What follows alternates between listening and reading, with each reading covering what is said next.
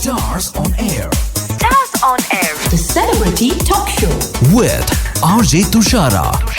Stars on എയറിന്റെ ടൈമാണ്. Radio Malayalam 98.6 കൂടെയുണ്ട് RJ തുഷാരൻ. നമ്മുടെ കൂടെ ഇന്ന് ജോയിൻ ചെയ്തിരിക്കുന്നത് റൈറ്റർ ഡയറക്ടർ ഉണ്ണി ശിവലിംഗമാണ്. Welcome to stars on air. Thank you Tushara, thank U.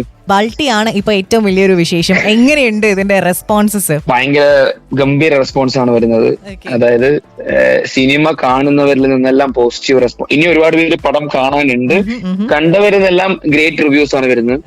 ഞാനും എന്റെ ടീമും ഒരുപാട് happy. Very nice, very nice. Expect ചെയ്ത അത്രയും ഒരു റെസ്പോൺസ് അല്ലെങ്കിൽ അതുക്കും മേലുള്ള റെസ്പോൺസ് ആണോ കിട്ടിയത്? അതുക്കും മേലെ എന്ന് പറയാൻ പറ്റില്ല. നമ്മൾ പ്രതീക്ഷിച്ചിരുന്നു. നമുക്കറിയാമായിരുന്നു ഇതിന്റെ ഫൈറ്റ് ഭയങ്കരമായിട്ട് വർക്കായിട്ടുണ്ട്. ഇതിന്റെ ബിൽഡ്, മാസ് എലമെന്റ്സ്, അതുപോലെ ഈ പടത്തില് ഉള്ള കബഡി പോർഷൻസ്, അങ്ങനെ ഞങ്ങള് പ്രതീക്ഷിച്ച ഏരിയാസ് എല്ലാം ഭയങ്കരമായിട്ട് വർക്കായിട്ടുണ്ട്. പിന്നെ സിനിമ ഫൈനൽ ഔട്ട് ആയി കഴിഞ്ഞ ശേഷം അങ്ങനെ വിലയിരുത്താനുള്ള സമയമൊന്നും ഉണ്ടായിരുന്നില്ല. പടം കഴിഞ്ഞത് റിലീസ് ചെയ്തു. എല്ലാം വളരെ പെട്ടെന്നായിരുന്നു. എല്ലാം പെട്ടെന്നായിരുന്നു. അതെ. ഉണ്ണി, എനിക്ക് ചോദിക്കാനുള്ളത്, കുറെ പേര് ചോദിച്ചിട്ടുണ്ടായിരിക്കും ഈ ഒരു ചോദ്യം, എന്നാലും ലെറ്റ് മീ ആസ്ക് യു. ഈ ബൾട്ടി എന്ന ടൈറ്റിലിനെ കുറിച്ച്, അതായത് ഈ പറഞ്ഞ പോലെ ഈ ഒരു ഇത് it's not just a title, I think it's more of a symbolism അല്ലേ? അങ്ങനെ പറയാം അല്ലേ? ആ ഒരു ടൈറ്റിലേക്ക് എത്തിയ ആ ഒരു കഥയൊന്ന് പറഞ്ഞു തരുമോ? ആക്ച്വലി ബൾട്ടി എന്ന് പറഞ്ഞാൽ ഞങ്ങളുടെ നാട്ടില് ഈ സമ്മർ സോൾട്ടിന് പറയുന്ന പേരാണ് ബൾട്ടി അടിക്കാൻ. ഞാൻ പാലക്കാടാണ്. പാലക്കാട് തമിഴ് ബാക്ക്ഗ്രൗണ്ട് ആണ്, തമിഴ് ഫാമിലിയാണ്, അച്ഛൻ തമിഴാണ്. അപ്പൊ അതുകൊണ്ട് തന്നെ ഞങ്ങൾക്ക് ഈ ബൾട്ടി അടിക്കുക, കൈകുത്തി ബൾട്ടി അടിക്കുക, കൈ കുത്താതെ ബൾട്ടി അടിക്കുക, അതായത് കൈ കുത്തിയിട്ടും കൈ കുത്താതെ സമ്മർ സോൾട്ട് അടിക്കാലോ. അപ്പം ഇതന്നെ നമുക്ക് തമിഴിലും പോപ്പുലർ. അപ്പൊ തമിഴ് പാട്ടുകളിലൊക്കെ ബൾട്ടി എന്നുള്ള ലിറിക്കിലൊക്കെ വന്നിട്ടുണ്ട്. എഗെയിൻ ഞാൻ പിന്നെ ഈ സിനിമ ഷൂട്ടൊക്കെ തുടങ്ങി. പടത്തിന് ആദ്യം പേര് ഒന്നും ശരിയായിട്ടില്ല. ആദ്യം ആ ടീമിന്റെ പേര് പഞ്ചമി റൈഡേഴ്സ് എന്നൊക്കെ പേര് വെച്ച് പിന്നെ അതൊന്നും റെഡി ആയില്ല. ഏത് പേരിലോട്ട് പോകാമെന്ന് ആലോചിക്കുമ്പോഴാണ് എനിക്ക് പെട്ടെന്ന് ഒരു ദിവസം ഈ ബൾട്ടി എന്നുള്ള ടൈറ്റില് ഭയങ്കര ഹുക്കായിട്ട് തോന്നിയത്. അപ്പോ ടൈറ്റിലും സിനിമയുമായിട്ട് കണക്ട് ചെയ്തിരിക്കണം എന്ന് പറഞ്ഞുകൊണ്ട് ഞാൻ എന്ത് ചെയ്തു, ഷൂട്ടിംഗ് സമയത്ത് തന്നെ ഷെയ്ൻ സമ്മർ സോൾട്ട് അടിക്കുന്നതിന് കമന്ററിയിലൂടെ അതിനെ ബൾട്ടിയാക്കി ചിത്രീകരിച്ചു. അത് എനിക്ക് അത് ഷൂട്ട് ചെയ്യുമ്പോൾ വന്ന പ്ലാൻ. അതായത് അവിടെ ജമ്പ് ചെയ്യുമ്പോ തന്നെ അത് ബൾട്ടി എന്ന് പറഞ്ഞ് ബൾട്ടി സ്റ്റാർ എന്നുള്ള ബോർഡൊക്കെ കൊടുത്ത്. അല്ലെങ്കിൽ ഞാൻ ആഫ്റ്റർ ഷൂട്ട് കഴിഞ്ഞിട്ടാണ് ഈ ടൈറ്റിലോട്ട് വരുന്നത് വെച്ചെങ്കിൽ എനിക്ക് പടത്തിന്റെ ഉള്ളിൽ വിഷ്വലി ഒന്നും എനിക്ക് ഉണ്ടാവില്ല. ബൾട്ടിയെ ചേർന്ന് ബൾട്ടി സ്റ്റാർ എന്ന് പറഞ്ഞ് ബോർഡൊക്കെ കൊടുത്ത് അങ്ങനെ ഞാൻ വെച്ചു. അപ്പഴും പേര് ഫിക്സ് ആയിട്ടില്ല. ദെൻ ഷൂട്ട് എല്ലാം കഴിഞ്ഞ് പോസ്റ്റ് പ്രൊഡക്ഷൻ സമയത്ത് വീണ്ടും പേര് ടൈറ്റിൽ ഫിക്സ് ചെയ്യേണ്ട സമയത്ത് ബൾട്ടി എന്ന് പറഞ്ഞ് ഞാൻ വീണ്ടും വന്നപ്പോ പ്രൊഡ്യൂസർ സൈഡിൽ നിന്ന്, കാരണം പാലക്കാട് കഴിഞ്ഞ് ഇങ്ങോട്ട് തൃശ്ശൂർ, എറണാകുളം ഇവിടെ ഒന്നും ഈ പേര് ഭയങ്കര പോപ്പുലർ അല്ല. അവർ ആദ്യമായിട്ട് കേൾക്കുന്ന പേരാണ്. അവർക്കിത് മലയാളം പേരാണോ അത് തമിഴ് പേരാണോ തെലുങ്ക് പേരാണോ എന്നുള്ള സംശയമൊക്കെ കിടപ്പുണ്ട്. അപ്പൊ ഞാൻ പക്ഷെ ഉറച്ചു നിന്നു. എനിക്ക് സ്പോർട്ട് ഒരു കായികമായിട്ടും കൂടെ ബ്ലെൻഡ് ആവുന്ന പേരാണ്. മാത്രമല്ല എനിക്ക് പുതിയൊരു പേര് വേണം. ഈ സിനിമ മലയാളത്തിലൊരു പുതിയ എക്സ്പീരിയൻസ്, ബിക്കോസ് എന്താ വെച്ചാൽ തമിഴും മലയാളവും ഒക്കെ മിക്സ് ചെയ്ത് വേറൊരു ഫ്ലേവറിൽ കിടക്കുന്ന പടമാണ്. അപ്പൊ അങ്ങനെ പറഞ്ഞു. ദെൻ പ്രൊഡ്യൂസേഴ്സ് സന്തോഷ് സാറും ബിനിച്ചേട്ടനും സപ്പോർട്ട് ചെയ്തു. പിന്നെ ലാലേട്ടൻ ഈ പേര് കേട്ടിട്ട് ലാലേട്ടൻ ഭയങ്കരമായിട്ട് പ്രൊഡ്യൂസേഴ്സിനോട് പറഞ്ഞു ഈ പേര് കറക്റ്റ് ആണ്, അടിപൊളിയാണ്. അപ്പൊ ലാലേട്ടൻ അന്ന് പറഞ്ഞ ശേഷം അങ്ങനെ അതും കൂടെ ആയപ്പോ പിന്നെയാണ് ഞങ്ങൾ ഓക്കെ ബൾട്ടിയിലോട്ട് എത്താം എന്ന് പറഞ്ഞ് എല്ലാരും ഒന്നിച്ച് ബൾട്ടിയാക്കി. അടിപൊളി. അതായിരുന്നു ഫൈനൽ അപ്രൂവൽ അല്ലേ ശരിക്കും പറഞ്ഞു കഴിഞ്ഞാൽ? കബഡി എന്ന ഈ ഒരു സ്പോർട്ട് ആണ് ഈ ഒരു ഫിലിമിന്റെ ഒരു സെൻട്രൽ ക്യാരക്ടർ എന്ന് നമുക്ക് പറയാം. വാട്ട് ഡ്രൂ യു ഈ ഒരു സ്റ്റോറി പറയാനായിട്ട് എന്തായിരുന്നു ആ ഒരു ഇൻസ്പിറേഷൻ? ഈ ഒരു സ്പോർട്ടിനെ ഒരു മെയിൻ ക്യാരക്ടർ ആക്കണം എന്നുള്ള ആ ഒരു ചിന്തയിലേക്ക് വന്നതിന്റെ എന്തെങ്കിലും റീസൺ ഉണ്ടോ? അല്ല, ആക്ച്വലി ഓരോ സിനിമയുടെ കഥയും രൂപപ്പെടുന്ന ഓരോ സന്ദർഭങ്ങളിലൂടെയും ഓരോ ഐഡിയാസും ആയിരിക്കും. എനിക്കിപ്പോ ഞാൻ ചെയ്യാൻ പോകുന്ന എന്റെ അടുത്ത കഥ എനിക്ക് ക്ലൈമാക്സ് ആണ് എനിക്ക് ആദ്യം ഐഡിയ ആയിട്ട് വന്നത്. പക്ഷെ ബൾട്ടിയിലോട്ട് വരുമ്പോ എനിക്ക് ആദ്യം വരുന്നത് ആക്ഷൻ പടം ചെയ്യണം, ഫൈറ്റ് ബ്ലോക്കുകളാണ് മൈൻഡിൽ വന്നത്. ഇന്റർവെല്ലിൽ ഇങ്ങനെ ഒരു ഫാക്ടറി, സോഡ ഫാക്ടറിയിൽ ഒരു ഫൈറ്റ്, ക്ലൈമാക്സ് ഇങ്ങനെ നൈറ്റ് 10-40 പേര് വളയുമ്പോ ഇങ്ങനെ ഫൈറ്റ് ബ്ലോക്കുകൾ മൈൻഡിൽ വന്നു. സോ ഫൈറ്റ് ബ്ലോക്കുകൾ എങ്ങനെ ഇൻട്രസ്റ്റിംഗ് ആക്കാന്ന് പറഞ്ഞ് ചുമ്മാ അങ്ങനെ ആലോചിച്ചുകൊണ്ടിരിക്കുക. കഥയൊന്നും മനസ്സിൽ ഭയങ്കര ആദ്യഘട്ടം, അതായത് ഒരു 2 years മുമ്പ്. അപ്പൊ അന്നാണ് എനിക്ക് കബഡിയുടെ ഏറ്റവും വലിയ ഗുണം, ഈ കബഡി പ്ലേയേഴ്സ് സ്കിൽഡ് ആണ്. പലരുടെയും ടച്ച് ചെയ്യുന്നതിൽ നിന്ന് ഒഴിഞ്ഞു മാറാൻ, മിസ് ചെയ്യാനൊക്കെ അവര് ഭയങ്കര സ്കിൽഡ് ആണ്. അവര് നിരന്തരം അതിൽ പ്രാക്ടീസ് ആണ്. അതായത് ഇപ്പൊ ഒരു വാള് കൊണ്ട് വന്നാലും ഒരാൾ ഒരു കൈ കൊണ്ട് വന്നാലും അവരെ തൊടാനോ അല്ലെങ്കിൽ അവരെ വെട്ടാനോ എളുപ്പമല്ല. കാരണം അപ്പൊ എനിക്ക് അവരുടെ അവര് ഫൈറ്റ് ചെയ്യുന്നത് എങ്ങനെയായിരിക്കും വരിക, 4 കബഡി പ്ലേയേഴ്സ് ഫൈറ്റ് ചെയ്യുന്നത് എങ്ങനെയായിരിക്കും വരിക, 4 കബഡി പ്ലേയേഴ്സിന് 10 പേര് വളഞ്ഞാൽ എങ്ങനെയൊക്കെ ആയിരിക്കും അവരുടെ മൂവ്മെന്റ് വരിക. ഇത് ഭയങ്കര ഇൻട്രസ്റ്റിംഗ് ആയിട്ട് തോന്നി. അങ്ങനെ അപ്പൊ 4 കബഡി പ്ലേയേഴ്സിന്, പിന്നെ എന്റെ സുഹൃത്തുക്കൾ കുറെ പേര് കബഡി കളിക്കുന്നുണ്ട്. എനിക്ക് തോന്നുന്നു കേരളത്തിൽ കബഡി പോപ്പുലർ ആയിട്ടുള്ളത് പാലക്കാടും കാസർഗോഡും മാത്രം. ഞങ്ങൾക്ക് അതെ, എറണാകുളം ഒന്നും ഞാൻ വന്നപ്പോ ഞാൻ അങ്ങനെ കബഡി ഒന്നും ഇവിടെ ഒന്നും അങ്ങനെ ഞാൻ കാണുന്നില്ല. പക്ഷെ പാലക്കാട് പ്രോപ്പർ ആയിട്ട് കബഡി ഉണ്ട്, മത്സരങ്ങളുണ്ട്, ടൂർണമെന്റ് ഞങ്ങൾ കളി കാണാൻ പോവാറുണ്ട്. ബോർഡർ, ഈ കേരള തമിഴ്നാട് ബോർഡർ വേലം താവളം എന്ന് പറയും, ആ സ്ഥലമാണ് ഞാൻ വേലം പാളയമായിട്ട് സിനിമയിൽ കാണിച്ചിരിക്കുന്നത്. അവിടെ എല്ലാം കബഡി ഭയങ്കര പോപ്പുലർ ആ. കബഡി ക്ലബ്ബുകൾ പൊള്ളാച്ചി, കോയമ്പത്തൂരും അങ്ങനെയൊക്കെ ഭയങ്കര ക്ലബ്ബുകളും വലിയ വലിയ കളികളാണ്. സോ അതൊക്കെ കാണാൻ പോയി, അതെന്നൊക്കെ ഒരു ഐഡിയ വന്ന് അങ്ങനെയാണ് കബഡി പ്ലസ് ആക്ഷൻ ഇതിലോട്ട് ബൾട്ടി എത്തുന്നത്. കബഡിയുടെ പ്രത്യേകത, അതായത് എനിക്ക് തോന്നുന്നു ഇന്നിപ്പോ ഇന്ത്യയിൽ IPL കഴിഞ്ഞ ഏറ്റവും കൂടുതൽ പേര് കാണുന്നത് പ്രോ കബഡി. അതിലുപരി ഇപ്പൊ കബഡി എന്റെ അമ്മയ്ക്കും എന്റെ മുത്തശ്ശനും എന്റെ മുത്തശ്ശിക്ക് പോലും അറിയാം കബഡി. കാരണം എന്താ വെച്ച് കഴിഞ്ഞാൽ വേറെ ഏത് കായികം എടുത്താലും നിങ്ങൾക്ക് അതിലിപ്പോ എന്താണ് 6, എന്താണ് 4, എന്താണ് ഔട്ട്, കബഡി എന്താണ്, കബഡി ഇവൻ വരുന്നു, ഇവൻ തൊട്ടിട്ട് പോയ പോയിന്റ്, അവനെ പിടിച്ച് അവർക്ക് പോയിന്റ്. അപ്പൊ കബഡി അറിയാത്ത ആരും ഇന്ത്യയിലില്ല. എനിക്ക് തോന്നുന്നു അത്രയും ജനങ്ങളുടെ ഉള്ളിലുള്ള ഒരു സ്പോർട്ടാണ്. മാത്രമല്ല പക്ഷെ അത് നമ്മുടെ മെയിൻ സ്ട്രീമിലോട്ടും നമ്മുടെ യുവാക്കളുടെ ഇടയിലോട്ടും അത് വന്ന് ഇപ്പോഴാണ് ഈ പ്രോ കബഡിയിലൂടെയൊക്കെയാണ് അതിന്റെ ഒരു ഹരം വന്നു തുടങ്ങുന്നത്.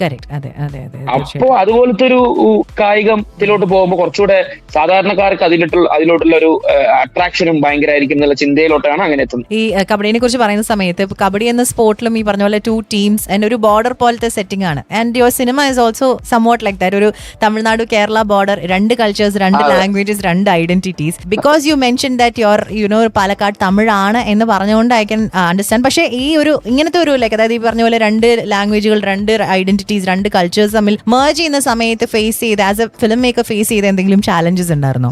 ഭയങ്കരമായിട്ട് ചാലഞ്ചിങ് എന്നതിലുപരി ഭയങ്കര എക്സ്പെരിമെന്റ് അവിടെ ചെയ്തിരിക്കുന്നത്. ഇപ്പൊ ബൾട്ടി എല്ലാരും പറയും ഒരു കൊമേഴ്ഷ്യൽ പടമാണെന്ന്. പക്ഷെ ബൾട്ടി കൊമേഴ്ഷ്യൽ പടത്തിലുപരി ബൾട്ടിയിൽ ഞാനും എന്റെ പ്രൊഡ്യൂസേഴ്സും എടുത്ത റിസ്ക് ഭയങ്കര. അതായത് ഇപ്പൊ ഒരു മലയാളി ചോദിക്കാം ഇത് മലയാളമാണോ തമിഴാണോ, ഞങ്ങൾക്ക് ഭാഷ മനസ്സിലായില്ല എന്ന് പറഞ്ഞാൽ അയാളെ കുറ്റം പറയാൻ പറ്റൂല.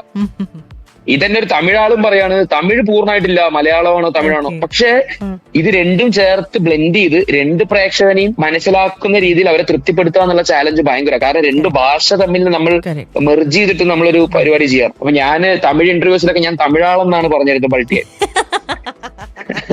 ഞാൻ ഇൻട്രൊഡ്യൂസ് ചെയ്യുന്ന ഫസ്റ്റ് ലാംഗ്വേജ് ഇന്ത്യൻ സിനിമ തമിഴാളം എന്നാണ് ഞാൻ പറഞ്ഞിരുന്നത്. സോ അതുപോലെ എക്സ്പെരിമെന്റ് ചെയ്യാൻ എന്നെ പ്രൊഡ്യൂസേഴ്സും കൂടെ സപ്പോർട്ട് ചെയ്തുകൊണ്ട് മാത്രമാണ്.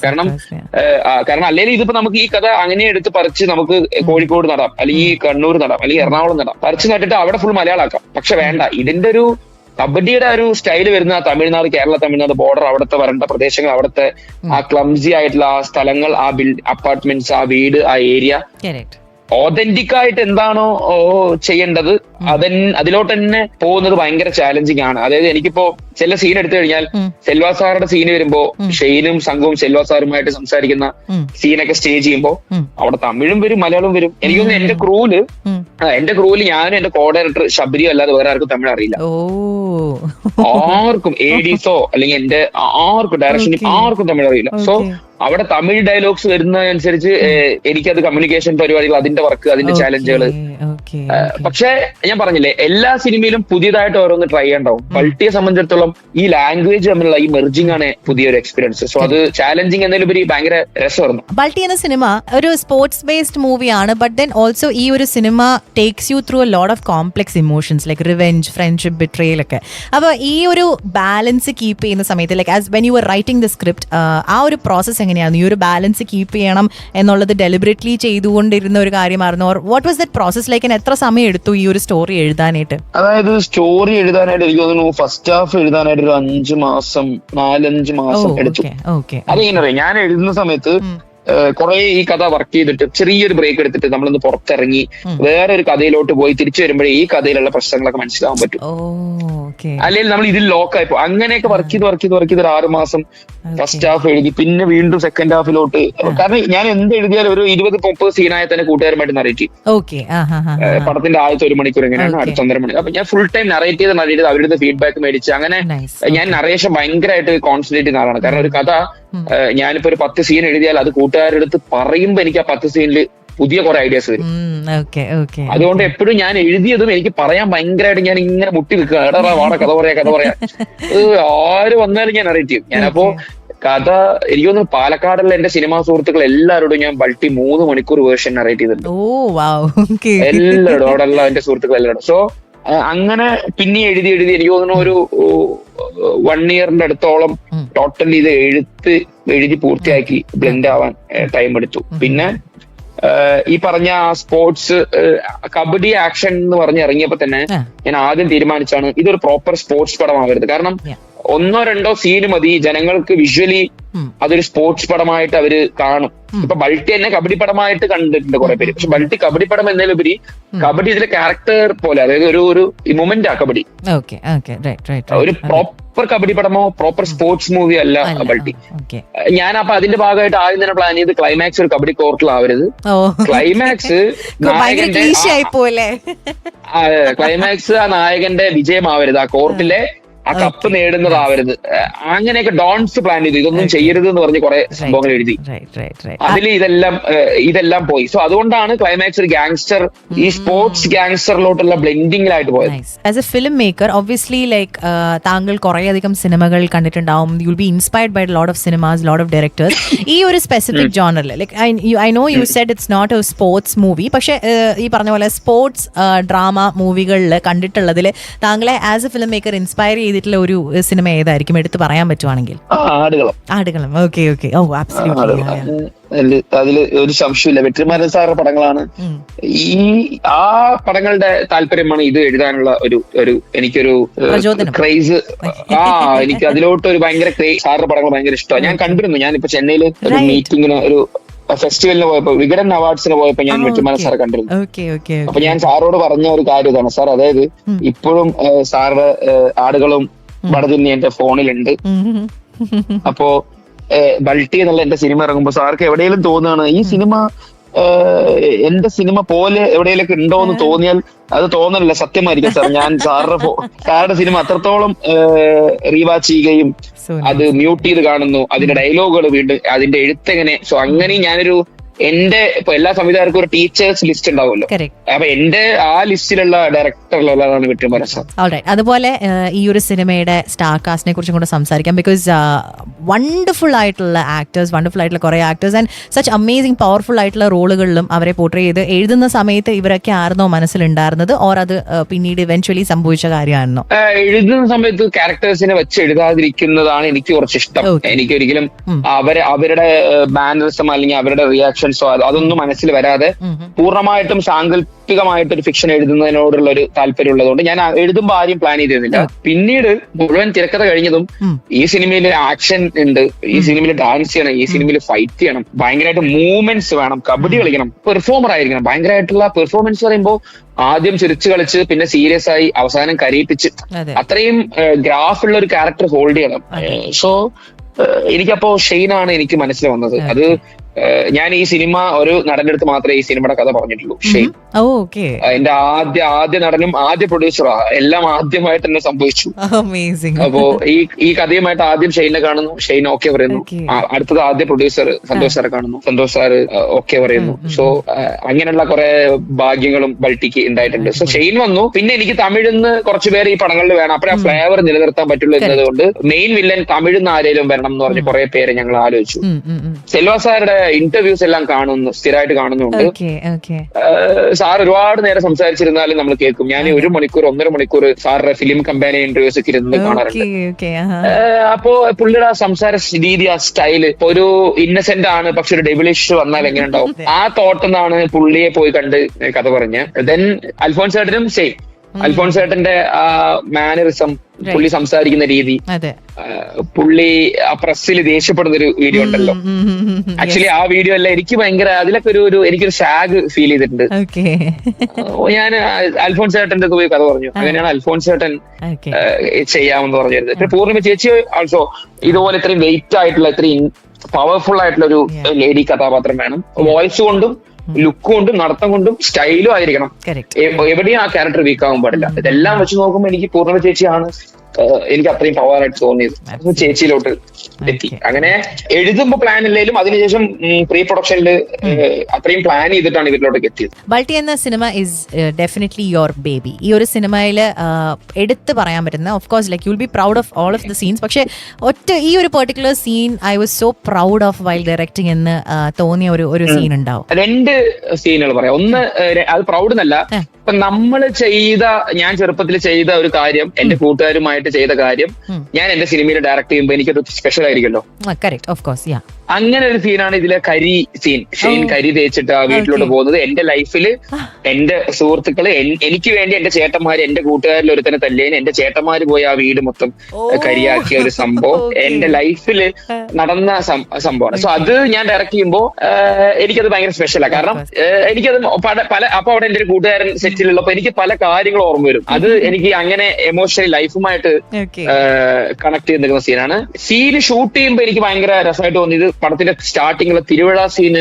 എനിക്ക് ഭയങ്കര ആ സീന്, അവരുടെ ആ ഇൻട്രോ, ദെൻ അവര് പോകുന്നു, ഒരു മർഡർ ചെയ്ത് വന്ന് അവര് അത് അടിച്ച് ഇൻട്രക്കട്ട് ആ ഏരിയ, പിന്നെ അത് എനിക്ക് ഭയങ്കര, ഞാൻ ചെയ്തപ്പോ എനിക്ക് ഭയങ്കര രസമായിട്ട് തോന്നി. ഓക്കെ, കൊള്ളാം, നമുക്ക് ആസ് എ ഡയറക്ടർ പരിപാടി വർക്ക് ആവുന്നുണ്ട് എന്ന് തോന്നിയ ഒരു മൊമെന്റ് ആണ്. എല്ലാ ഫിലിം മേക്കേഴ്സിനും അവരുടേതായിട്ടുള്ള ഒരു സ്റ്റൈൽ അല്ലെങ്കിൽ ചില പെർട്ടിക്കുലർ കാര്യങ്ങളുണ്ടാവും. ലൈക്ക് ലെറ്റ്സ് സേ ഒരു നോൺ നെഗോഷ്യബിൾ എലിമെന്റ് എന്ന് പറയാം. ആസ് എ ഫിലിം മേക്കർ ഉണ്ണിക്ക് ആ ഒരു നോൺ നെഗോഷ്യബിൾ എലിമെന്റ് എന്താണ്? ആക്ഷൻ ആയിരിക്കും. ഓക്കെ, ആണല്ലേ? ഇടിയായിരിക്കും. ഇടിയാണ് മുഖ്യം വെക്കിലെന്നൊക്കെ. ഇടിയില്ലാത്ത ഒരു അതായിരിക്കും തോന്നുന്നത്. കാരണം ഞാൻ എന്താ വെച്ച് കഴിഞ്ഞാൽ എനിക്ക് ഈ പറഞ്ഞ, ഞാനിപ്പോ സെൽവാ സാറ് കാര്യം പറഞ്ഞ പോലെ എനിക്കിപ്പോ മയക്കം എന്നെ, അതുപോലെ കണ്ണത്തിൽ മുത്തമിട്ടാൽ, അല്ലെങ്കിൽ ഇപ്പൊ കുമ്പളങ്ങി നൈറ്റ്സ്, അതുപോലെയൊക്കെ ഭയങ്കര ആ മൂഡിലൊക്കെ ഉള്ള ഒരു പടം എഴുതാനൊക്കെ ഭയങ്കര ആഗ്രഹമാണ്. അപ്പൊ അതുപോലത്തെ ഉള്ള പടമൊക്കെ എഴുതിയാലും ഈ എഴുതി പോകുമ്പോ അവിടെ ഒരു ഇടിയൊക്കെ കയർന്നു വരും. അപ്പോ ആക്ഷനോട് ഭയങ്കര താല്പര്യമുണ്ട്. പക്ഷെ ഇപ്പൊ നേരത്തെ പറഞ്ഞത് പൂർണ്ണമായിട്ടും ഒഴിവാക്കാൻ ആഗ്രഹിക്കുന്ന ഒരു സംവിധാനമായിട്ട് വരണം എന്നാണ് ഞാൻ ആഗ്രഹം. ഇപ്പൊ ആദ്യ പടം ചെയ്തിട്ടുള്ള അടുത്തടുത്ത് പഠിച്ച് മുന്നോട്ട് വരുമ്പോ എന്റെ 2 സിനിമ കണ്ടിട്ട് ഈ 2 സിനിമ ഒരാൾ തന്നെയാണോ ചെയ്തതെന്ന് ഒരാൾ ചോദിക്കുന്നതായിരിക്കാം എനിക്ക് ഏറ്റവും ഇഷ്ടം. അതായത് ഈ 2ഉം ഒരാളുടെ ആണെന്ന് സിഗ്നേച്ചർ ഉണ്ട് എന്നൊക്കെ പറയുന്നതിലുപരി, കാരണം നമ്മൾ ഓരോ സിനിമയും ഓരോ ജീവിതമാണ്, ഓരോ വേൾഡ് ബിൽഡിംഗ് ആണ്. അപ്പൊ ആ വേൾഡിൽ ബിൽഡ് ചെയ്യുന്ന കാര്യങ്ങൾ ഇതിലെടുത്ത് വെച്ചിട്ട് ഇത് 2 എന്റെ ആണെന്ന് ഞാൻ പറയാൻ ആഗ്രഹിക്കുന്നതിനോട് എനിക്ക് വലിയ യോജിപ്പില്ല.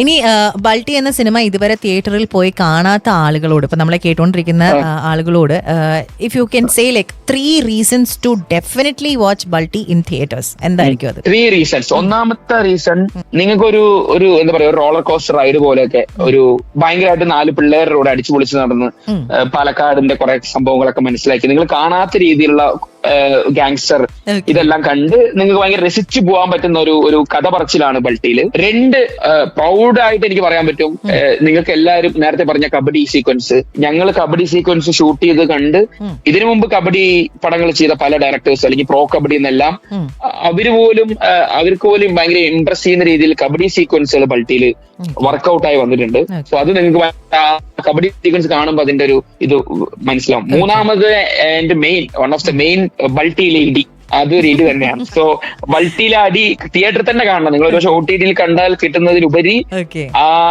ആ വർക്ക്, ആ ലോഡ്ജ് ഫൈറ്റ് ആയാലും, ആ ഹോട്ടൽ ഫൈറ്റ് ആയാലും, സോഡ ഫാക്ടറി ഫൈറ്റ് ആയാലും തിയേറ്ററിൽ തന്നെ നിങ്ങൾ കാണണം. അതിന്റെ ഇമ്പാക്ട് ഉറപ്പായിട്ടും നിങ്ങൾക്ക് കിട്ടും.